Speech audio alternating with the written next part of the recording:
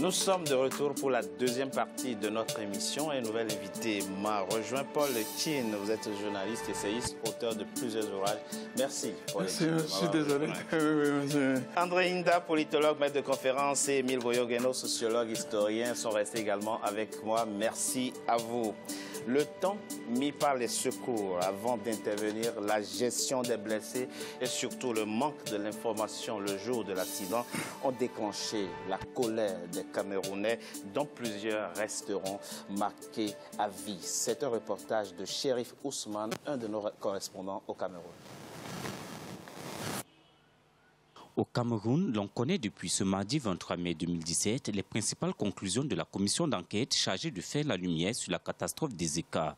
La société Camrail est désignée comme principale responsable de la catastrophe à cause tout d'abord des graves défaillances et anomalies que présentait le train et aussi à cause de sa vitesse excessive. Dans la foulée, le chef de l'État, Paul Biya, a promis l'octroi d'1 milliard de francs CFA pour une assistance complémentaire aux victimes ou à leurs ayants droit. Paul Biya se positionne ainsi en humaniste et renforce la prise en charge des victimes. Je pense qu'il a pris la pleine mesure de la situation parce que c'est après avoir pris connaissance du rapport, vu les conséquences de cette catastrophe ferroviaire sur ces populations, qu'il a pu apprécier un montant, bien que symbolique, qui s'avérera quand même substantiel et qui bénéficiera aux ayants droit des victimes, c'est-à-dire ceux qui ont perdu leur vie, les descendants ou les ascendants de ceux qui ont laissé leur vie et aux survivants blessés. Au-delà de l'assistance aux familles des victimes du 21 octobre 2016, Paul Biya pose un acte politique diversement apprécié. Si certains y voient un début de campagne en vue des prochaines échéances électorales, d'autres par contre y trouvent une action purement républicaine. Le chef de l'État est un homme politique. En cela, tout acte qu'il pose, je dis tout acte qu'il pose est un acte politique. Au vu du comportement permanent de l'homme Biya, je ne mettrai pas ça sur le compte d'une démarche politicienne pour gagner les voix. Je pense beaucoup plus que, sinon il l'aurait fait au lendemain de la catastrophe. Au lendemain de la catastrophe, il avait prescrit que toutes les victimes soient prises en charge aux frais de l'État. Le rapport d'enquête sur la catastrophe des Eka sera transmis à la justice. Un premier procès s'est ouvert le 17 mai 2017 contre Camrail et Bolloré suite à une plainte des familles des victimes. À ce jour, 1100 dossiers des passagers du train 152 ont été inscrits. Depuis le 30 avril 2017, 428 dossiers des blessés ont bénéficié d'avance de fonds et de remboursement des frais médicaux. Par ailleurs, 527 indemnisations définitives pour pertes matérielles ont été enregistrées. Les fonds supplémentaires alloués par le chef de l'État arrivent donc à point nommé.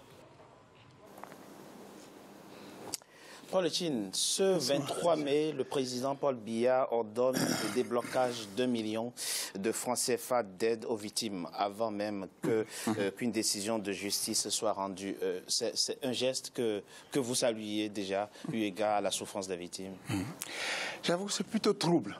D'accord. Vraiment, c'est plutôt trouble.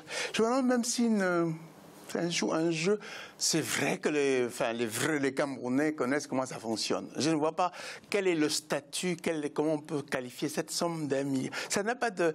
On avait à rendre le rapport. Et ça a été rendu le rapport. Et laisser la chaîne de responsabilité se faire jusqu'à la fin. Et à quel titre, surtout qu'en même temps que le rapport, il décante le milliard. Évidemment, c'est ronflant. 1 milliard, c'est fort, il faut préciser souvent. Parce que pour oui, c'est 1 milliard de francs CFA, bien entendu. Oui, mais vous pensez que c'est une aide dont peut se passer les victimes? Non, il n'a pas à le faire. Non, et puis en plus, comme on est au Cameroun, comment on dit, le chef de l'État a donné. Il n'a pas à donner, c'est le Cameroun qui donne. Pas absolument, absolument. Non, parce que je connais quand même comment fonctionne ce régime. Hein. Le chef de l'État a donné, on va maintenant dire que c'est le bon Dieu, il a fait ceci. Mais non, pas du tout. Mais pas du tout. D'abord, il n'avait pas à le faire. Il pouvait attendre de le faire plus tard. Parce que...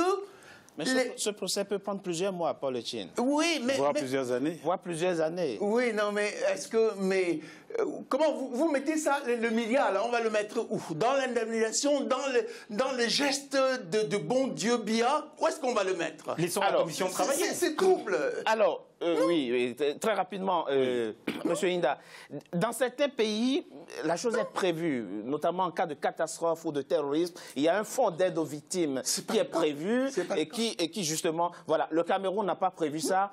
Est-ce qu'on peut dire aujourd'hui que ce geste est une sorte de prémisse à ce fonds qui sera désormais mis en place au Cameroun? Je ne préjuge pas de ce que, le président Biya a en tête, mais je considère que cette dotation d'1 milliard, c'est quelque chose de symbolique, mais en même temps aussi, à mon avis, qui montre la voie à Vincent Bolloré de l'indemnisation. Je pense qu'il faut rester positif. Vous ne pouvez pas dire, dans un contexte de paupérisation généralisée, qu'1 milliard, c'est insignifiant, monsieur Etienne. Première chose. Deuxième chose qui me semble extrêmement importante, c'est que il y a les conclusions du rapport. Il faut bien avoir à l'esprit qu'on n'a pas lu le rapport. Hein. Non. On n'a que les conclusions du rapport. Et dans les conclusions du rapport, vous avez des responsabilités pointées au niveau de Bolloré. Mais vous avez également, si vous avez bien lu ce rapport en creux, les responsabilités de l'État. De l'État camerounais. Et dans lesquelles on voit très bien dans quelle direction veut aller la présidente de la République pour corriger les lacunes ou les insuffisances. Donc les responsabilités à un niveau et à un autre, à mon avis, sont partagées, même si ce n'est pas à part égale. Émile Boyogeno, Bolloré devrait-il normalement indemniser les victimes très tôt, déjà, avant même tout verdict, étant donné les premiers éléments de l'enquête? Alors, pas M. Bolloré en lui-même, mais... Non, le groupe. Camrail. Ou la société mère. Parce que, la société mère. C'est le premier point. Alors, Camrail, est une concession constituée de différents actionnaires. Il y a le groupe Bolloré qui est représenté. Oui, il y a le groupe Tanry. Absolument. Il y a l'État du Cameroun et la société Camrail. Alors, le groupe Camrail devrait effectivement indemniser. Je crois qu'ils ont commencé, d'après un communiqué de presse, ils ont commencé à assister les blessés et les malades. Ils ont également versé quelques sommes pour des obsèques, d'après ce qu'ils affirment. Il faut avoir confirmation de cela. Par contre, je pense qu'après, il faut aller vite. On n'a pas le temps à perdre. Contrairement à ce que M. Etienne pense, on n'a pas de temps à perdre. Il y a des orphelins dont les études étaient financées par des personnes décédées. Moi, je les ai rencontrés à Paris. J'ai vu ces orphelins. Aujourd'hui, qui paye leur scolarité? Donc, on a besoin de cet argent. Et le plus vite, le plus tôt sera le mieux pour ces enfants qui pourraient être obligés de ne plus aller à l'école parce que les parents qui s'occupaient de sont décédés. Donc, Paul Etienne, expliquez-nous, vous qui êtes un homme d'expérience, comment expliquer qu'on ait de difficultés à chiffrer le nombre de victimes? On ne parle pas de naufrage en mer, on parle d'un accident ferroviaire. Matériel sur terre. Sur terre. Comment se fait-il? Et pire, il y a même des disparus. Il y a des disparus. Il y a qu'au Cameroun qu'on voit des choses comme ça, disparus. Et il s'accroche au chiffre de 79 victimes. Et vous voyez que les gens sont fous pour dire tous les jours que sa femme, son père ou son enfant a disparu. Mais comment peut-on disparaître dans un accident de train? Il y a déjà un précédent, 0 mort, que les Camerounais connaissent. Les gens avaient perdu leurs enfants et pleuraient, on disait, mais ils faisaient du cinéma, que leurs enfants n'avaient pas disparu comme ça. Là. La première des choses à faire, c'est déjà déterminer le nombre de victimes. C'est ça qui est plus important même. Au moins autant que sortir quelques sous pour donner aux gens pour qu'ils se calment, pour que surtout ils parlent le moins possible. Et j'affirme que pour l'instant c'est une déclaration du président camerounais. Le temps que ça se fasse, je peux dire que peut-être même au budget on verra la somme d'1 milliard vraiment partie.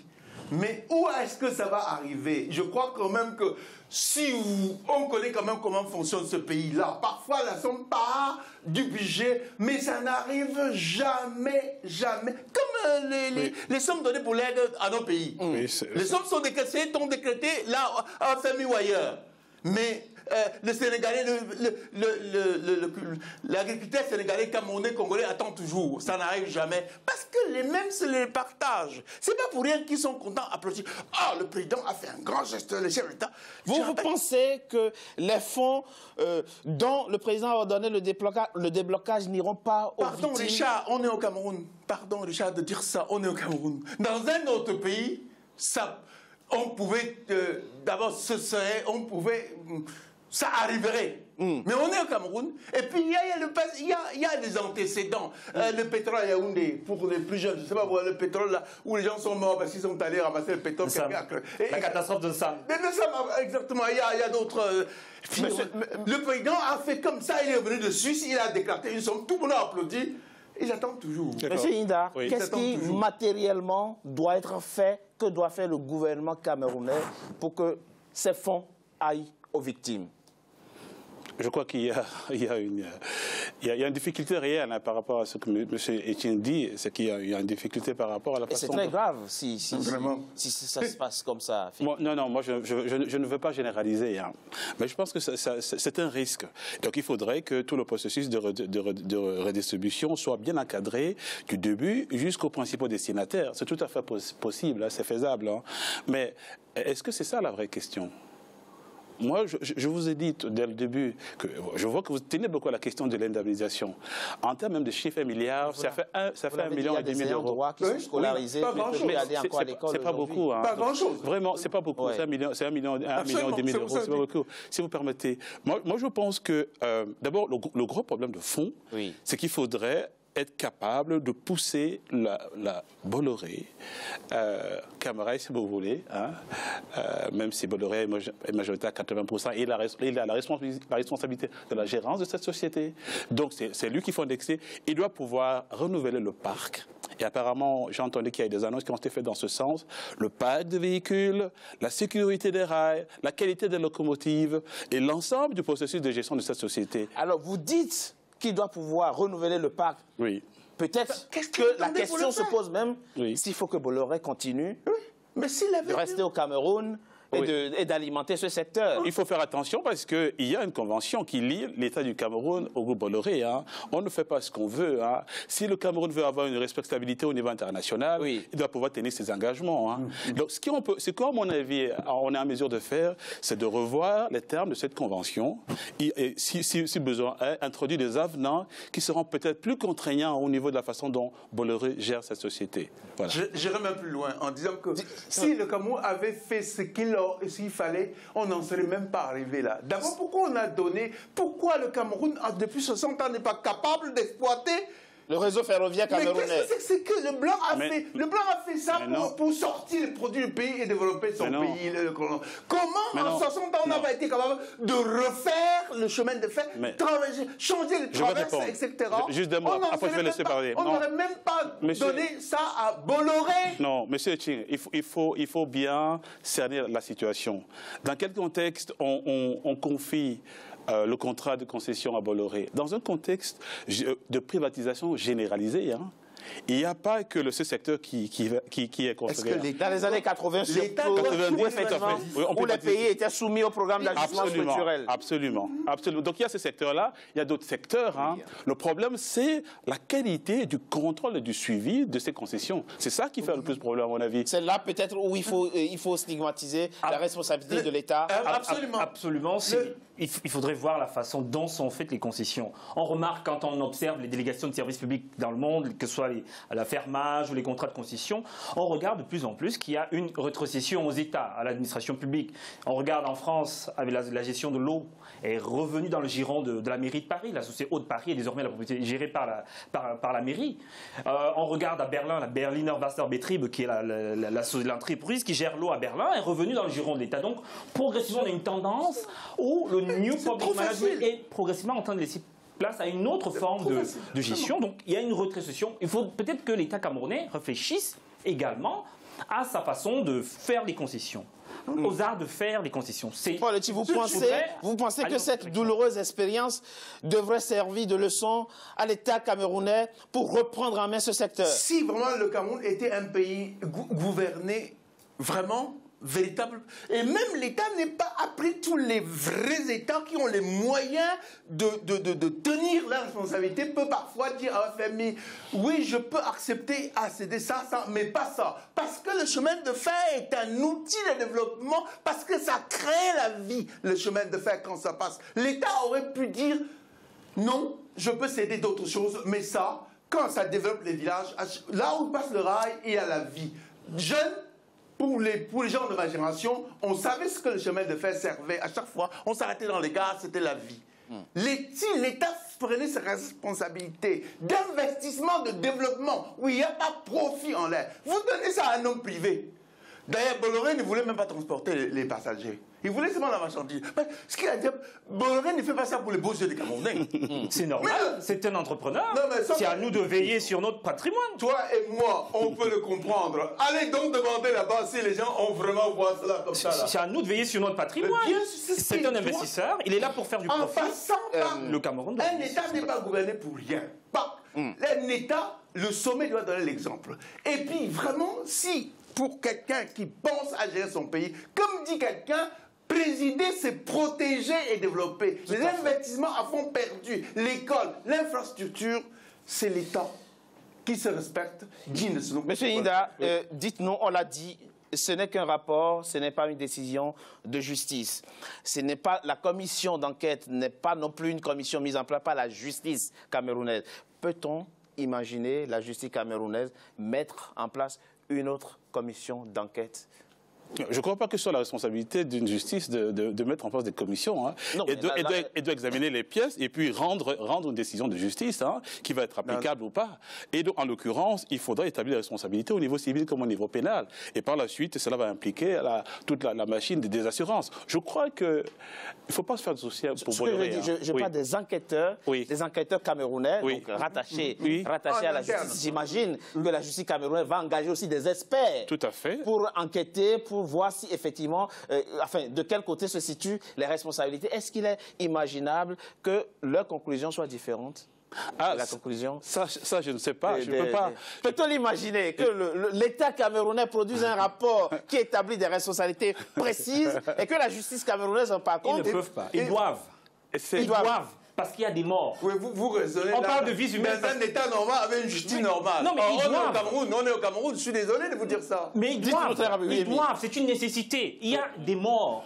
Et il y a des morts amassés. Ça ne doit plus se faire. Ça doit être servi d'exemple. Il doit y avoir un avant catastrophe des Zika et un après catastrophe des Zika. Plus jamais ça ne doit se reproduire. Pour que ces défunts ne soient pas morts pour rien. Pour que l'avenir soit plus radieux.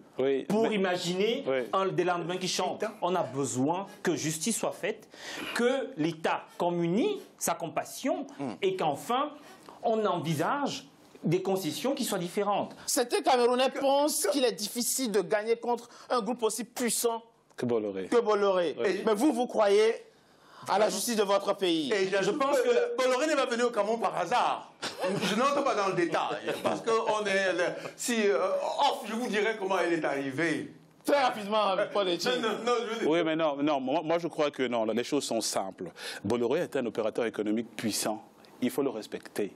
Vous comprenez? Et donc, quand un opérateur comme ça... Non, il faut le respecter. Respecter ne veut pas dire tirer ses pompes. Non, il faut le prendre pour ce qu'il est, pour ce qu'il représente. Donc, ça, c'est une chose précise. Vous voyez? Mais ça ne veut pas dire, évidemment, qu'on va s'effacer derrière sa puissance. Qu'est-ce qu'on peut attendre de ce procès qui s'est ouvert à Douala ce 17 mai? On en parle dans la troisième partie de notre émission après une courte pause. À tout de suite.